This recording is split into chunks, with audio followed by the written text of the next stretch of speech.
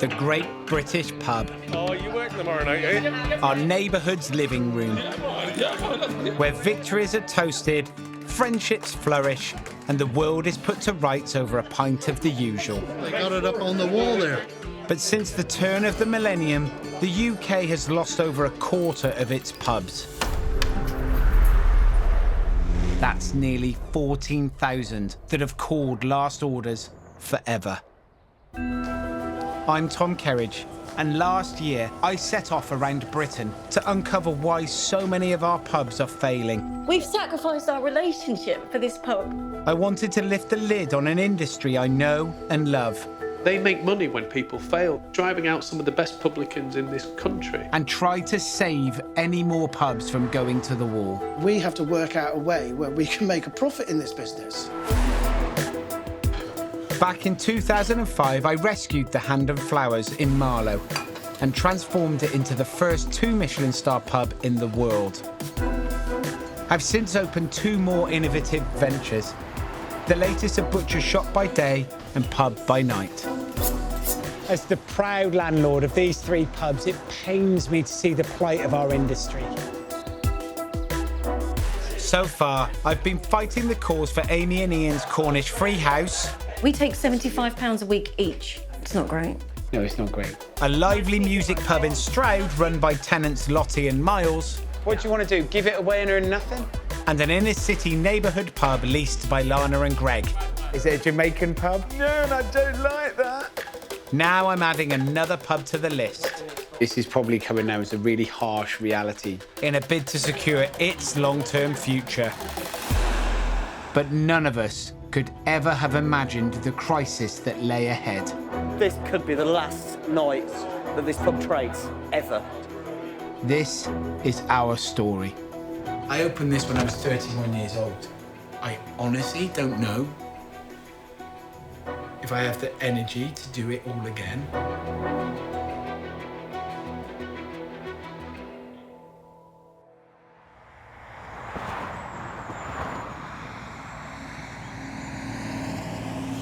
Today, I'm exploring a business model which is a radical departure from the way pubs normally operate.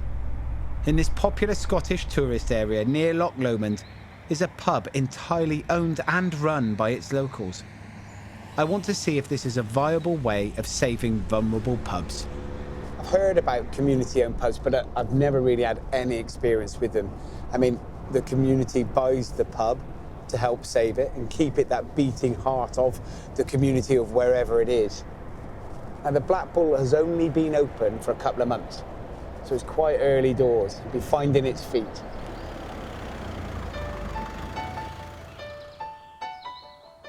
The Black Bull has served the villagers of Gartmore for over 200 years. So when it faced being sold off as housing, the locals took matters into their own hands. By selling shares and chasing grants, they raised enough cash to buy the pub outright, adding to the growing ranks of community-owned pubs in the UK. Since the Black Bull has been taken over by the community, it has totally changed. It's very much a community place, a family place, a very friendly place. Can I possibly offer your dog a treat? When it's busy, it's just amazing. I've never been here before, and it's quite a surprise, actually. A good surprise. This is a really small village, so I think it's really important for everyone in the community. I like to sneak in for a wee drink on the way home from jiu-jitsu, see all the old guys and see how they're getting on, making sure everybody's still alive. You start to kind of wonder how they're doing, and then you'll probably make a house call to see how they are. It's a pub that caters for all ages, and it's a community that's willing to keep the pub going. So everyone from the community does shifts. We waitress, we do the bar, we pretty much do everything. Oh, you work tomorrow night, eh? I think with a community-run pub, it's very difficult to try and get everybody to think along the same lines. Welcome for the very first AGM of the Black Bull Gartmore Hub and Pub Limited. People are saying, oh, well, we'll have a playroom for the children, we'll have a heritage room for this, we'll have a cafe, and I'm counting the rooms thinking, not quite sure how this is going to work. I'd like to ask what the plans are for modifying the spaces inside the pub. You know, one of the things we're desperate for is places to take young kids during the day. Could we have some better ciders? Better? Ciders. It's a community pub. However, if we don't have profit, we cannot do the good things in the community we want to do. You've only got the one street. You need a pub. Otherwise, I think the community dies. I wouldn't like to be the one that had to say, this has not worked. Of the 100 or so community-owned pubs in Britain, there's only 2 in Scotland. To find out what it's like to run a pub by committee, I'm meeting Chairman Peter Sunderland. Hello there. Tom, welcome to Scotland. How you Nice doing? to see you. How are you? You okay? Very good, thank you. Oh, lovely welcoming warm fire. All for you, brother, all for you. This is lovely. Glad you think so. And this is owned 100% by the community. 100% by the 240 people who have put some money in and bought a share. So since you guys have owned the building, have you made any changes? We've changed the atmosphere, but you can't see that. Okay. But physically, the changes. So a volunteer sanded these back. We have put new lights up, but that's it. Nothing else has changed. It's the same black ball. It's the same lovely colour on the walls. Okay. All the same. So how many people do you get in here most of the time? Last Monday, our takings were £46.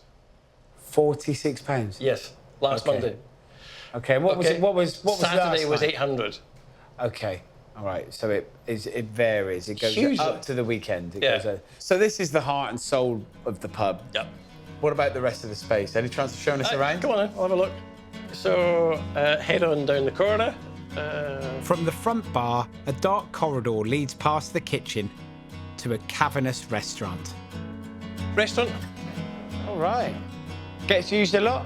Total area, no, but we're serving every Wednesday, Thursday, Friday, Saturday, Sunday. This room's also used as a meeting place for community groups, and Peter tells me there are plans to open it as a cafe during the day. The lift has not been installed yet. So bedroom, numero 1. And how many rooms have you got? 4 on this level. Up above, there were 2 staff rooms, which we're not quite sure what to do with. These 6 bedrooms would need a lot of work to meet the modern standards of paying guests, but there's definitely potential here. The community pub has a big advantage over other business models, as any profits can be reinvested in the pub and the community. The people who bought into the Black Bull are not shareholders in the normal sense, as they won't receive dividends. Everything that the pub has got is inside. Is there any other assets that the pub might have? Well, yeah. Just there is our minibus with a registration HUB, Hub.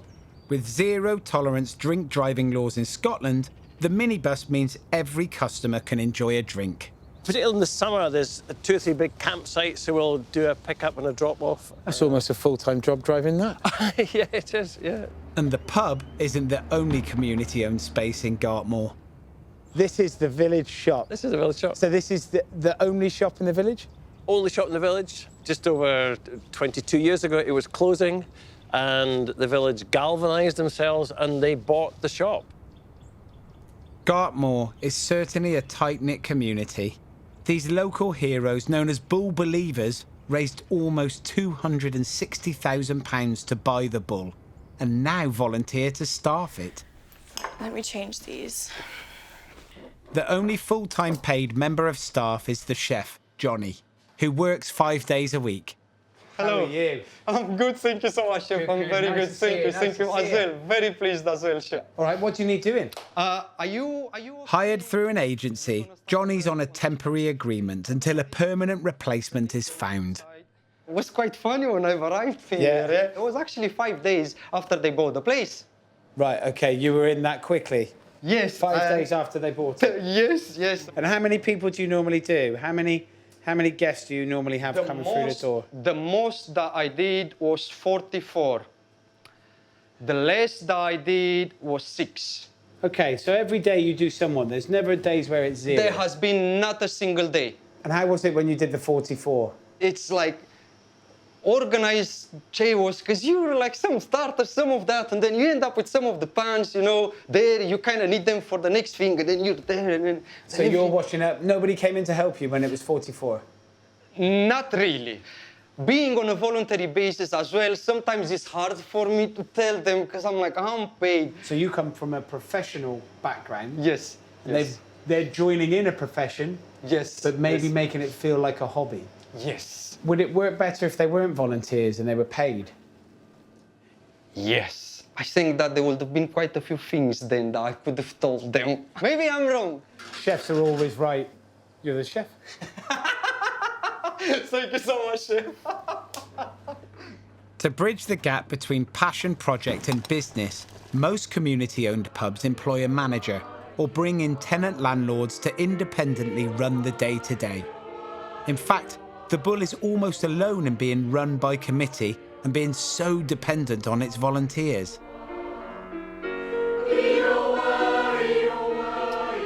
I mean, this is just great. This community-owned pub is being used by the community. I mean, how many pubs do you know that's got a choir in it?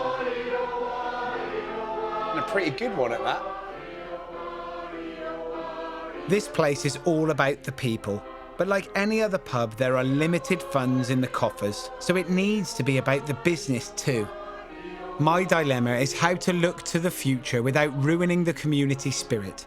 So I'm talking to Peter and operations manager Ailey Gilmore. Do you know what? I think what you guys are doing is hugely commendable. I think it's wonderful. The people are lovely, the community is great, and you can really tell that community spirit. Okay. Now, you've done the hard bit. Well, you've done a hard bit by actually getting the bricks and the mortar. But to keep this going, to keep it moving, to keep it generating, this is where the work really begins. And you have to do it, because otherwise you're just going to sit still and nothing's going to happen. So, what should we do in the next 3 months? If it was you, there's a few. If you're chairman of this group, the cafe is a great idea. Yeah. That is a great space, but then it's got to be bigger than that. We've got 6 rooms up there that we want to make right. Yeah. Okay, so that's 6 rooms.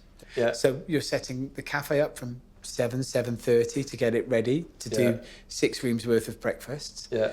Then the cafe's open for lunch. You've got more rooms checking in at 3. Yeah.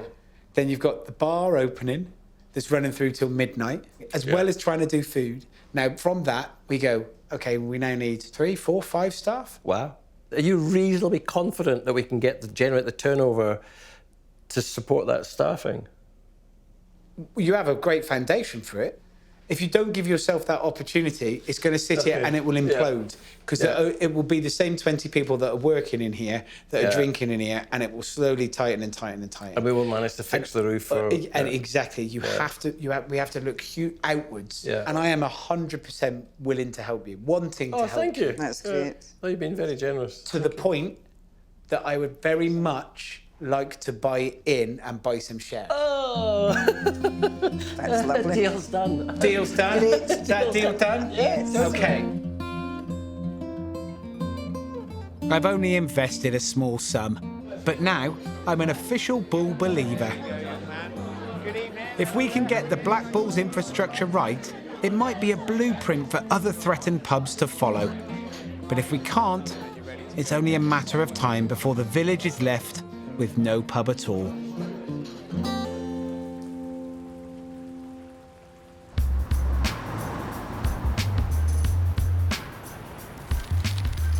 The Golden Anchor is in Nunhead in southeast London.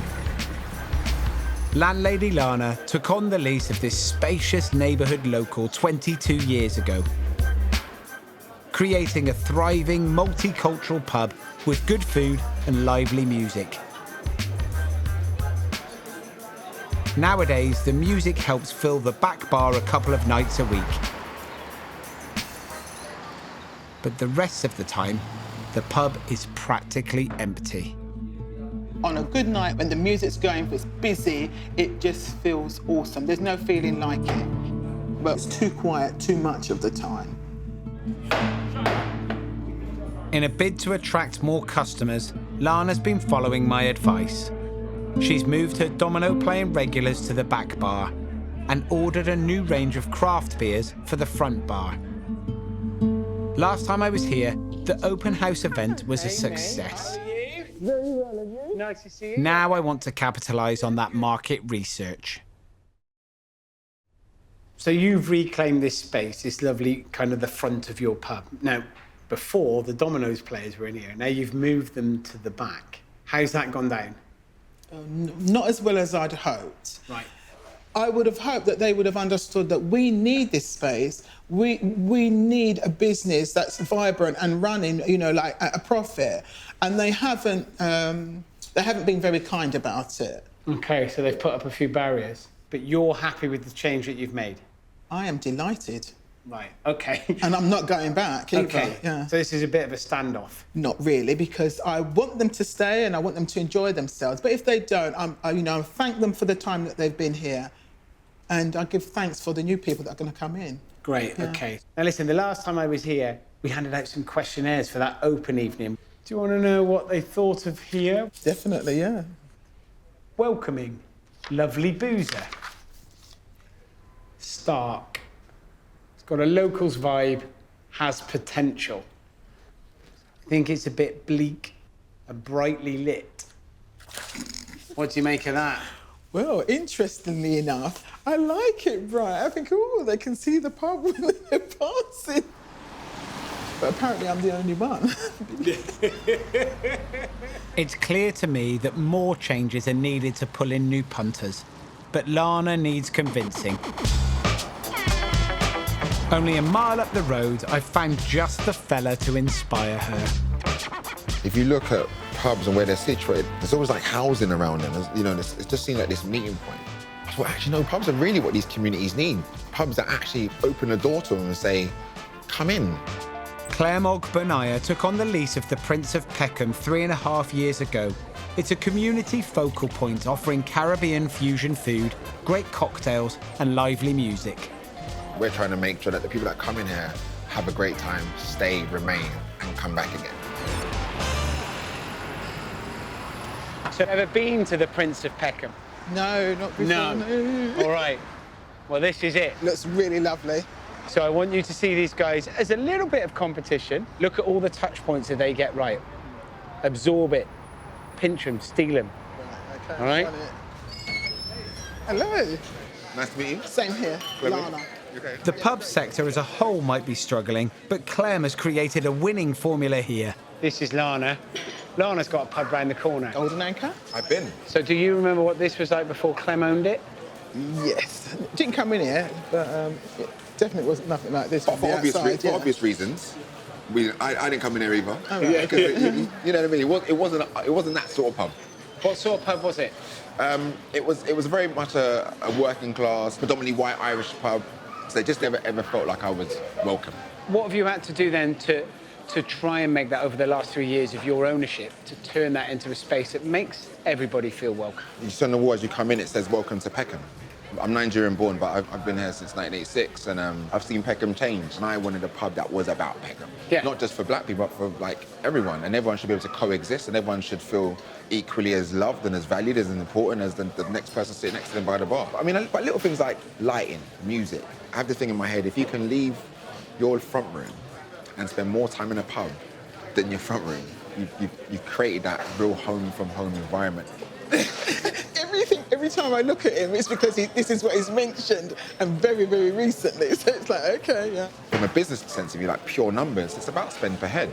You know, it's about someone coming in and they grab a beer, then they smell the chicken coming from our drum, and they're like, we'll grab some food.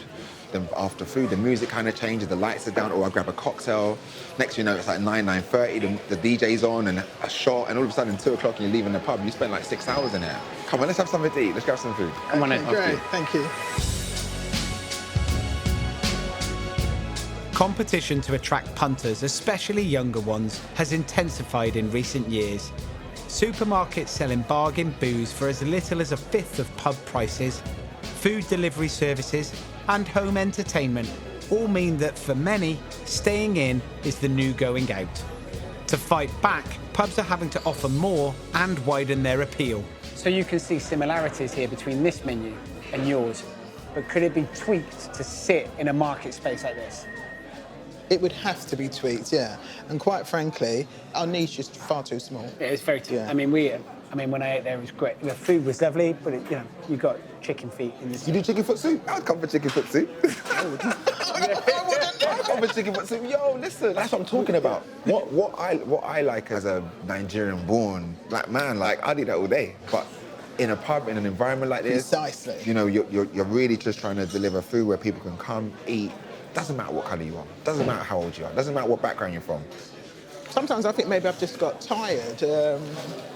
Just tired, I think, really. I think, like, what we've done, we just, like, catered for the people that we had coming in there, our community, our black people, because we had plenty at one time. I think we alienated our neighbours, and we're thinking, oh, they just didn't like us because we were black, but maybe they thought we didn't like them because they were white.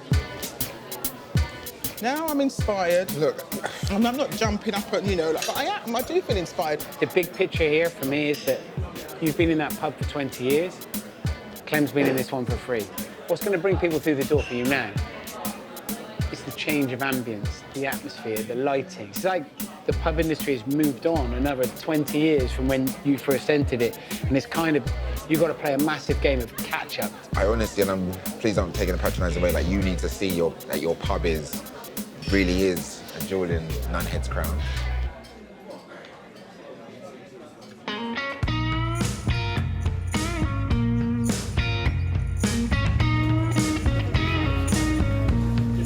Pubs can occupy an important space in our lives. Not work, not home, but a third place. Somewhere to unwind, listen to music, talk politics.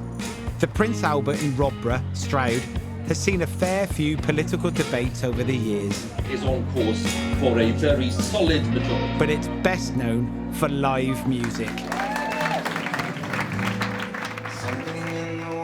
Despite its great reputation, landlady Lottie and husband Miles only made £3 grand profit last year. We have nothing. We have no pension, we don't own property. We have to work out a way where we can make a profit in this business. Like 30% of UK pubs, the Albert's owned by a pub company. And the deal they have to buy their booze, known as a beer tie, restricts the margins on their main source of revenue. But my 3 pubs are also owned by a PubCo, so I know there are ways of making it successful, if you're prepared to diversify. How we doing, chef? Hello, Tom. What we got going on in there? Well, we've got a spicy one. With no commercial kitchen of their own, Lottie and Miles regularly invite mobile pizza chef Dylan to the Albert. So how does it work then as a business for you? Do you pay them rent to turn up? No, some nights will be busy, some nights it'll just be dead. We won't make that much money. But no, currently we're not paying any pitch or fee. So you come in for free, so all the profit margin is yours? Yeah, all profit margin is mine, yeah. Right, got you. How long have you been set up as a business? Since last June. I'm looking to progress to get a shop rent, but for now, this is a nice little addition to your business. Yeah, exactly. Great. Yeah. There's no doubt Dylan's pizzas add value to the customer's experience, but they don't put cash in the till. And it's the same with the bands. Musicians tend to get money from the door plus a cut from the bar, with free drinks thrown in for good measure. The best hospitality operators are the ones that are most generous and warm-hearted and genuinely want people to have a wonderful, lovely time. And that's exactly what Lottie and Miles are. Except you could argue that they're perhaps a little over-generous.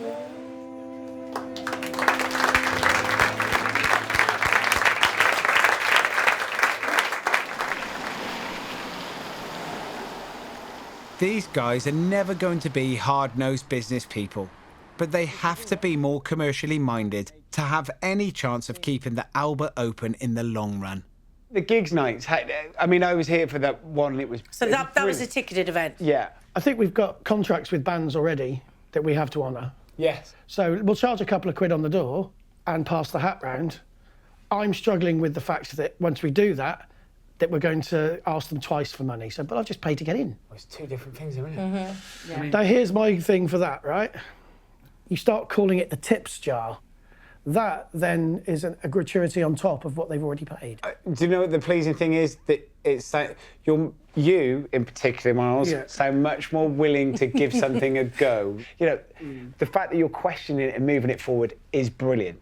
And then The food, Yep. the pizzas, I thought they were great. They're good, aren't they? They're really good. good. Yeah. Super tasty, really nice guy. So he's looking for a permanent site to sell pizzas from. You have a great space downstairs in your courtyard. You could turn that space into a commercial pizza kitchen that is permanent. Yeah. Could you imagine how busy you could be every summer night if you're the place for pizzas? It would cost us investment to be able to do that, though, as well, wouldn't it? That would be... Yes, but that's a business plan. Yeah. I mean, the reality is you get a kitchen company in to come and give you a quote on how much to put a pizza oven and turn that around. Yeah. In my head, I'm estimating 25 grand, right? Which sounds... Worth spending on someone else's building. Thinking, well, I'm not going to invest in this building. It's a 3-year right to renew lease. Where are we going to be in 3 years' time? I don't actually know. I can't think any time in the last 14 years that I've been here that PubCo developed our business. I'll let you into a secret about pub companies that I have found out along the way. A pub company is run by spreadsheets and mostly people answering to boards of directors. That doesn't mean to say that what they're doing is right, but what it does mean that they need to understand you as an individual business. So if you sat back there and said, listen, I've just spent, plucking a figure out, 25 grand on an outdoor kitchen, well, maybe they might invest. You know, you've created a brilliant business at the top of the hill that is a music venue that serves 7 real ales and loads of different other things, with 2 brilliant landlords that smile and say hello when you come through the door. You are an asset to the pub world. They will recognise that if you open yourself up to that conversation. And if they don't, I mean, it's their loss. As good a pair of publicans as they are, Lottie and Miles seem nervous about dealing with their pub company. PubCos are big, powerful businesses, owning 14,500 pubs in the UK. But they shouldn't be the enemy. It's in their interest to keep pubs open. So I'm off to see Clive Chester today, who's CEO of Punch. But funnily enough, I know him from his former role. He was heading up a department of Green King pubs, and 2 of my pubs out of the 3 are with Green King. And I've always had a good relationship with them. So I'm going to push him a little bit on the relationship that he has with Miles and Lottie. After selling a large number of their pubs to breweries such as Heineken, Punch has shrunk considerably in recent years. But they say this allows them to focus more on their remaining licence holders. I'm hoping that means I can get some much-needed support for Lottie and Miles. Imagine that I'm like the first time that I've ever heard of a beer tie, and I'm thinking of taking on a pub. How does that work as a business model? So if you step back and young Tom is thinking of taking on your first pub, as you were 15 years ago, there's a range of options available to you. So one range of option is to take on that business for a rent, and there is normally an element of tie that comes with that, where you buy products through the pub company. But there is a real varying scale of the type of agreements that pub companies like Punch and others offer, and then with varying degrees of tie. And actually, we shouldn't just consider the cost of running the business, the cost of buying the beer, but also look at the overall package that pub companies like Punch provide. So we have a team of operators who are out and about around the country, and we can provide support that is really personalised to the needs of that particular publican and the level of experience they have. OK, well, that's great, because that brings us on to the next point, I suppose, which is about tenants and landlords that are working very hard, 2 of which I know you have at the Prince Albert, and that's Lottie and Miles, who are exceptional pub people. But they are at the point of thinking, enough is enough, I can't do this anymore. Why do you think that is? So, firstly, I agree. Lottie and Miles are a great example of hard-working, talented publicans who have created actually a really unique offer. And I think the local community of Rodborough are lucky to have Lottie and Miles, as are we at Punch. But why can't they make any money? So I believe they can make money. Our view is that it's important to try and diversify that business further, whether that's introducing a community kitchen, whether it's stretching the day part and trying to generate more business at the quieter times of the week. But the really important thing is that they're investing in their business plan, because that is the way that we like to work with our publicans. So, we work together on helping them develop the business plan for the next 3 years, 5 years, 10 years. So could we say from here that Punch, some of your team would sit down with Lotty and Miles and talk through a way for you as a company to invest in them for the next 10 years to make sure that they can earn £35,000-40,000 a year and it just feel right for everybody. That's exactly what we want to do. Thank you, Clive.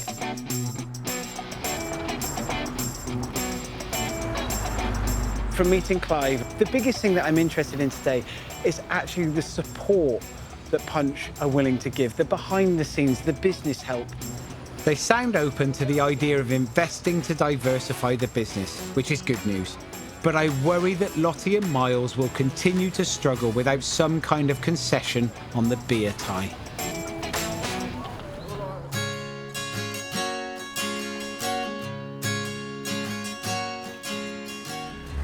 In the idyllic Cornish village of Chilsworthy, the White Hart is a freehold pub, so owners Amy and Ian are responsible for every facet of running their business.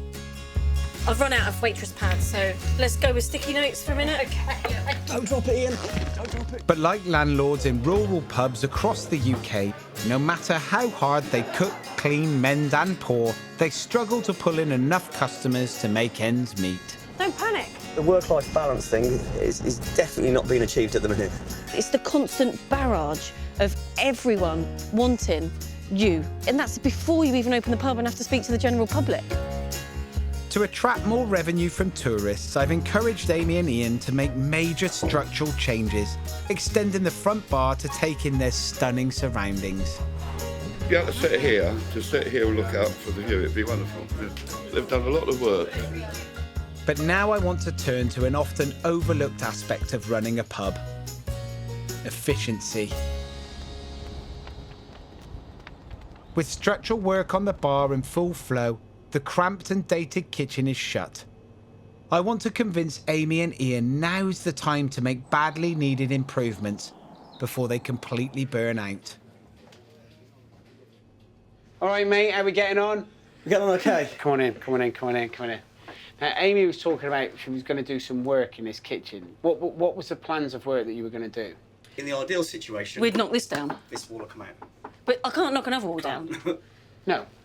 Well, look, I've got a couple of ideas that isn't going to cost a great deal, I don't think. From a kitchen flow point of view, if you're going to get busier, which you are, once that bar's open there's more space, there's more people knowing about you, it's a great place with a view. This kitchen ain't going to cope. This area is an issue, right? So I think what we need to do is swap these two places over. So you've got all the cook stuff in that end. Here is kind of like a prep bit. And then it gives a nice kitchen flow, makes it easier to work. There's no structural work we've got to do here. There's just a cleaning out, ripping out, and trying to replace it with some stainless steel stuff that hopefully we can blag a little bit of it secondhand. Time scale on this, when in an ideal world, when would that happen? Ideally, because the kitchen's being closed over the work when we're doing the works, ideally I'd love to do all of this before. Well, what, we reopen again? Yeah. Amy's right to act now. The sooner it's back in business, the better for everyone. This place provides a lot for the local community, and not just great food and award-winning beer. The White Hart's 6 regular staff, its builders and its contractors all live within a few miles of the pub. So how big is the village? It's not very big, really. It's all along this road. I guess maybe 300 at the max. Pub regular and history enthusiast Mark Wash has offered to show me round the village. The little track up here went up to the railway station, which was just under that tree at the top. Right, OK. This is the Tamar Valley down the bottom here. Yeah. And you see all these trees here? You know, that was the biggest copper mine in the world at one point, and there would have been thousands of people working over there. And when did that close down? Late 19th century, around Right, sort of okay. 1870, 1880, something like that. OK, so there'd have been a lot of noise. It'd have been echoing all around the valley? There would have been a lot of thirsty miners as well. Right. A lot of thirsty miners. Despite its rich mining heritage, Cornwall's no longer a prosperous county, with its limited wealth focused around the coast, not inland villages like Chilsworthy. But rural pubs add value and can inject up to £100,000 into their local economies.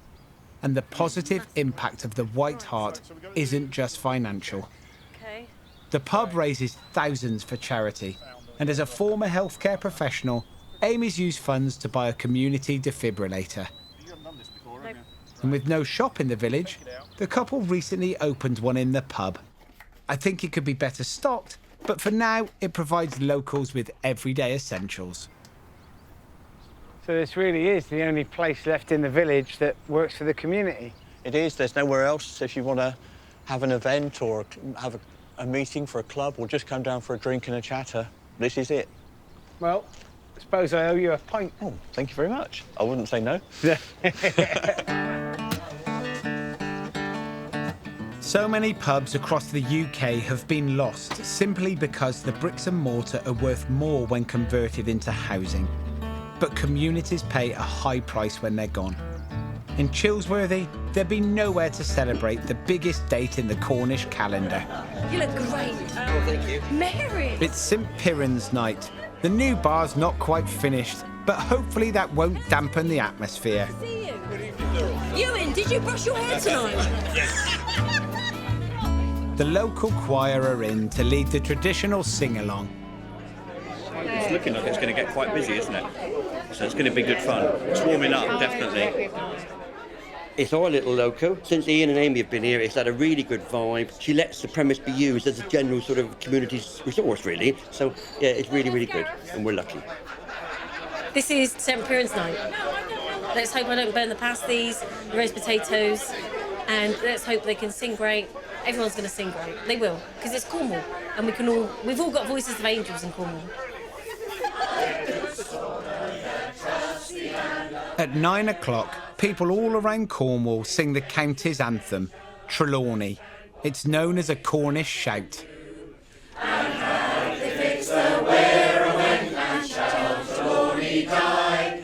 Here's 20,000 Cornish men will know the ring. It's not just about being Cornish. Guess what? You're celebrating your local pub being open. Look at it. It's 20 past 9 on a Thursday in a pub in the middle of nowhere. It's amazing. But that's what we need. We need the locals like that to support us. And that's what we need to carry on. For Ian, it's a brief respite to take stock of what the couple have achieved. And we've been so busy over the last couple of weeks. The nightmare of the logistics of things, of keeping the pub open, trying to make people happy and still serve them good beer and still keep a good atmosphere, which, to be honest, has been fantastic. We've had people come in, peeking their heads round the corners and trying to see the bar. I think today was one of those days where I thought, I think it's going to be worth it. It's been really, really good. And no one will ever move me from this land. Village pubs like the White Hart are connecting people, reducing loneliness and keeping traditions alive. I may be able to help develop them as businesses, but it's the people that make them what they are. For this is my Cornwall, and this is my home. For this is my Cornwall, and this is my home.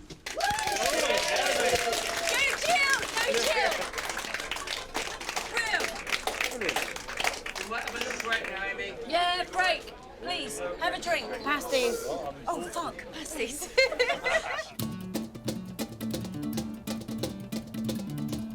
In Stirlingshire's Black Bull, there's a fine line between punter and publican. No, because you'll get covered in paint, Helen.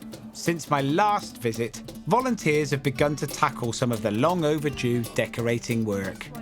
We are a kind of wee marketing and events group, and we all quite like decorating and doing things as well, so we said we would take on doing this room. The youth club are going to use it, and the kids from the village will be welcome to come in and out and use it as they like. While the marketing group paint the games room, the property group are also meeting. And if we set ourselves a goal that these rooms are ready by Easter, or as many as we can are ready by Easter, that gives us a 6-week window. With retired builders, architects and a hotel designer, They've got the expertise to begin renovating the bedrooms.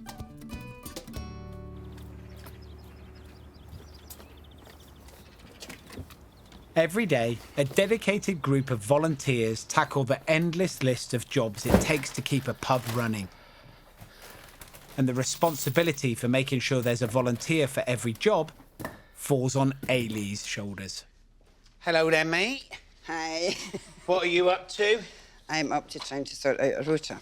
I mean, you send this rota to all 250 members? No. Why not? Because it doesn't go out to all the members. It's only people who have signed up. And then you're waiting for people to tell you what they're going to do? Yes. Oh, for up to 3 months in advance? Yes. For Ailey, the Black Bull is a family affair. Husband Alan is chief minibus driver and firewood supplier. And her grandsons, twins Fraser and Ross, help out in the bar and look after the pub's website when they're back visiting their gran. Throughout her whole life, our gran's been there, basically as another mother figure for us.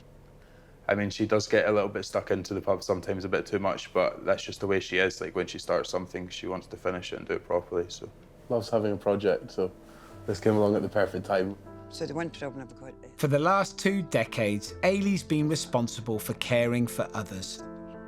Daughter Laura, who suffered with a debilitating illness for many years, tragically died when her twin sons were still very young. So Gran Ailey raised Fraser and Ross as her own. You're a big dynamo. You know, you're the person that's driving it. You're here a lot. I mean, your name's on that rota a lot. You're writing the rotas. What do you get out of it personally? A lot of satisfaction.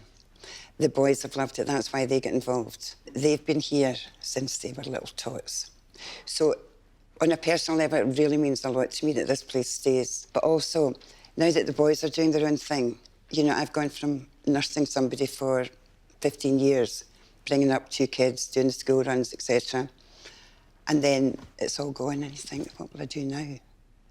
And of course, this has come up, and it's just been a turnaround for me. I have just loved it. So this is your new caring project? Yeah, but, well, I suppose it is in a way. You know, I just would hate to see it go.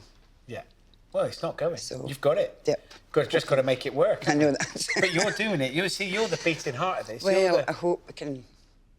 I'm hoping you coming on board will help as well. Do you know what? Between you and me, I think it's going to be a little harder than a lot of people think it's going to be.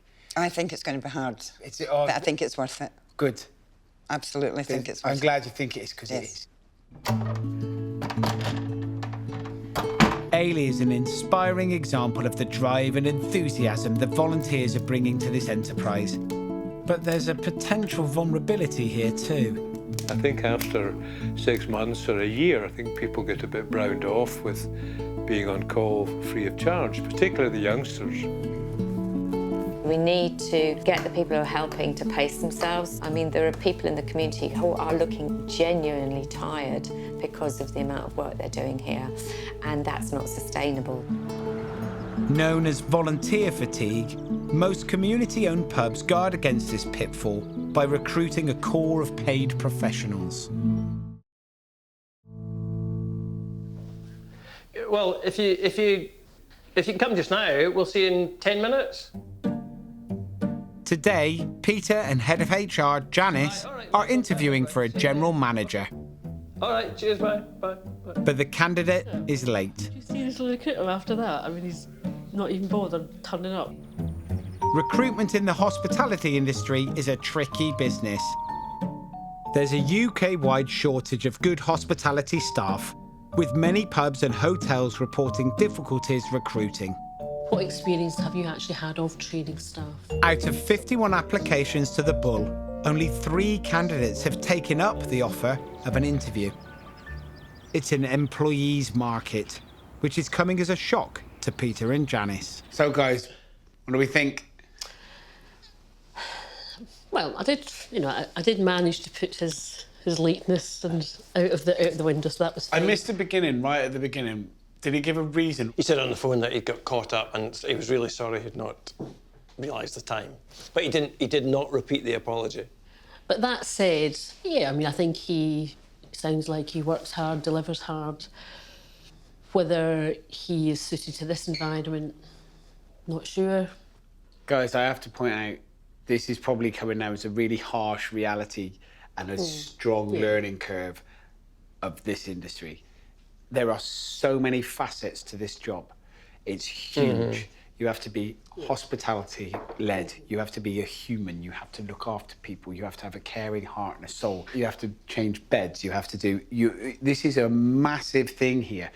Now, I'm telling you now, 100%, you cannot find that one person, put them in there, hope they got everything right, and walk away from it, and call in here and sit the other side of the bar and have a drink with them, and hope that's going to happen. I hate you. Because that is never, ever going to happen. No. Unless you have to then start giving them a huge amount of support.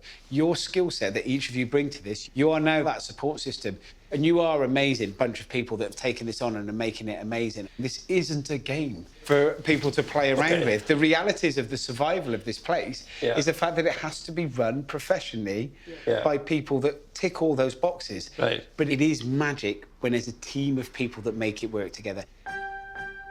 I think for the Black Bull, the team is the key here. What do you think would be the challenges working with volunteers as opposed to paid staff? And with their aspirations for the pub, experience tells me they're going to need more than just one industry professional.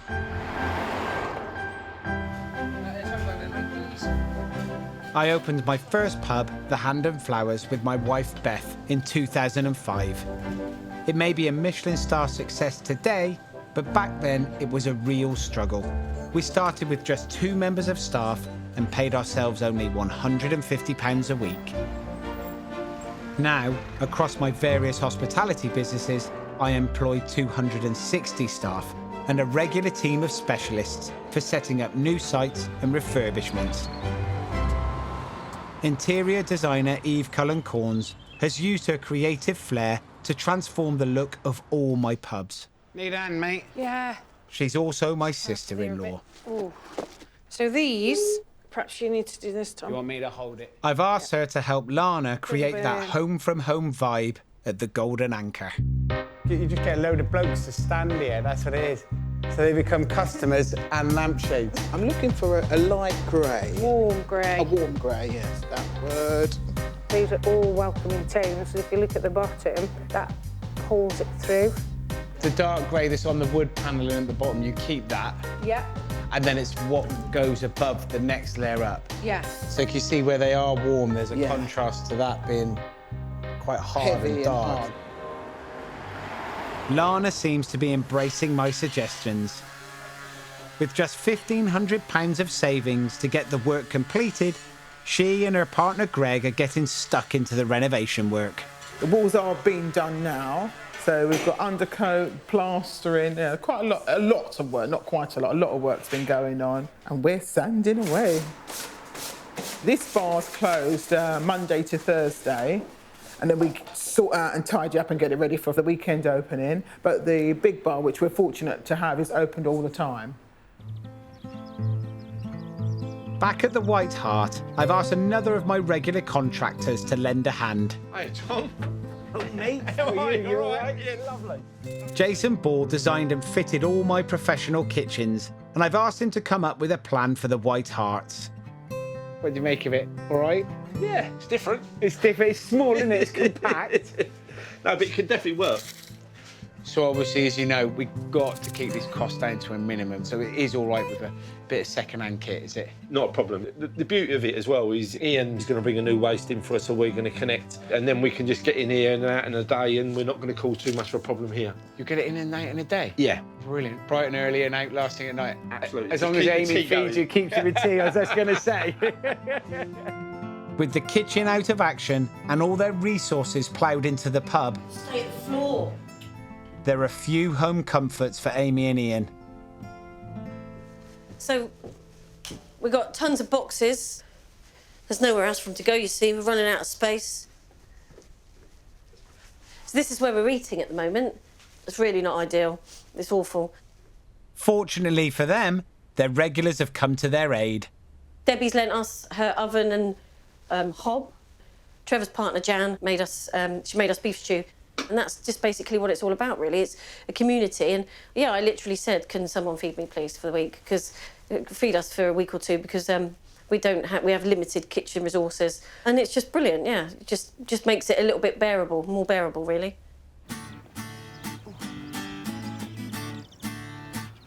Up in Scotland, and work is motoring ahead. Right then. No. The family games room is open for use. And with tourist season fast approaching, the property group have begun the transformation of the bedrooms. It's good fun, and I think as volunteers, I mean, I've retired a year and a half, and I've never worked so hard in my life. Chairman Peter's also been hard at work. We've landed an amazing contract. Just groups between 12 and 15 Americans coming across. And what they're going to come and do is come for coffee in the morning. We'll get the fire on some scones. And then they just want to wander through the village and just see what it's like to be in a Scottish village. From our point of view, it's great news, because to get 2 groups of these a week from right through the summer season is brilliant. And there's news on the recruitment drive too. I'm just doing a wee email to update Tom, since he was last up and doing the interviews. The good news is we have actually managed to recruit a couple. I think they'll be absolutely perfect for what we have here in the village. Do you see Chris here or just walk in? Manager Lisa and Chef Chris are starting in their full-time positions at the Black Bull, and it's a fond farewell to agency chef Johnny. You have Chris here now, my darling, so you need to make sure that you guys keep the love like you had it for me. You keep doing the same thing, keep smiling. Look, I've got a tear running down my nose. I wish you all the best, Chris. Very nice, very pleased to meet you, mate. I wish you all the best, yeah. And don't you worry, you're gonna be safe with them. They're good people, Chris. Otherwise, I wouldn't have ended up spending here almost 7 months. Things are also looking up at the Prince Albert. The only other thing we've got storage-wise is a little storage shed up there. Mind if I just do a route through? No, go for it. The property team from their pub company are paying a visit to discuss improvements. You could cut the carpet back all the way there, replace all of this, and have this as wooden floor the same as there. Well, that's probably a better solution. If ultimately carpet is better for you in terms of the acoustics. But now they're very much, oh right, okay, well yes, you could have a new floor put here, and we could put a new window in there. They want to get a feel for the place, and they want to see how they can help. But that's where the good news ends. China has announced a sharp rise in the number of people killed by the coronavirus. Health officials are also attempting to trace anyone who might have been in contact with the 9th person who's been diagnosed with the virus here in the UK. Well, I don't normally anti-back the taps. Normally think they're clean enough, but anything people are touching, I think it's probably a good idea to give it a little thing. In a cruel twist of fate, just as our hard work seems to be paying off in all 4 pubs, news is building of a global crisis which could shake the industry to its core. Coronavirus is now spreading faster outside China than within, says the World Health Organization. We did have the hot water turned off in here, but we turned it back on so people can have hot water to wash their hands with. Last week we had 2 gigs, Biscuit Ahead, the Biscuit Badgers and the Magpies. That was the last 2 gigs that we're going to have here for the foreseeable future. Everything is either cancelled or postponed. We had some artists that were coming from Holland, a guy from Germany, France. It's just mind-boggling how quickly it's happened. But it's not just us. It's going to cripple the hospitality industry. It's going to... Pubs, what's going to happen? 80% of Brits say coronavirus won't put them off pub visits. That's good. Did you hear that, Trev? What's that? Survey, 80% of people says it won't put them off coronavirus. Yeah. Won't put them off coming to the pub. Obviously, the coronavirus has come is basically in the middle of what we're doing, or towards the end. But the timing, I don't think could be any worse, to be fair. It's just great. I mean, the thing I'm worried about is if me or Amy gets it, We can't really isolate ourselves at home because this is our home. So what do? Do we shut the pub down for 2 weeks? You know, and follow the guidelines, or do we just stay upstairs and isolate upstairs? But I just don't know. 3 more cases of coronavirus are confirmed in the UK as global markets plunge amid fears of a pandemic. Busy today? Although I did worry, the Scottish Government are saying over 70s are to like self-isolate. I was like, well, who's going to run the pub? Because most of our volunteers are over 70. Bailey, would you self-isolate for like months and months now you've passed the big 10? If I've got to, I've got to, but... You wouldn't want to, would you? No! I'm saying I would kill Alan if I had to be stuck in the house for a month with him. Someone would be murdered, it would be him. Everything's looking as if it's sort of closing in. I think that's now America have shut the doors. The potential we had for the Americans was going to be 25,000 over the year, which obviously is a big sum of money. It's tough and it's worrying, especially at this time for us when we're just about to get the rooms up and running. Just taking on new staff, you think, couldn't have happened at worse time. With the government recommending we avoid large gatherings, footfall into pubs, restaurants and hotels nosedives. Premises, mine included, are almost deserted. The industry we love and rely on for our livelihoods is shutting down before our eyes. Just spent the last 5 months trying to help all of these 4 pubs, and now I'm exactly the same as them. None of us have got any customers.